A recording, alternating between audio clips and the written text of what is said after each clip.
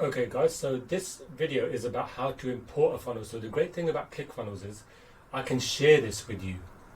I can share this funnel with you. So if I go to settings, share funnel.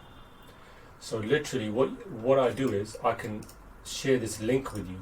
So I'll just copy this and I'll show you right now. If I go into a new account, all you do is click on the account. Once you get Clickfunnels account, it will only work once you get the Clickfunnels account. So get that trial version first.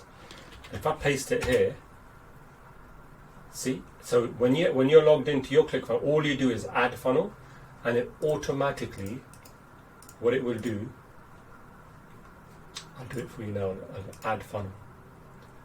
It automatically logs into your account, and it might take a bit of time here, but when it loads up, it will load up depending on how big the funnel is.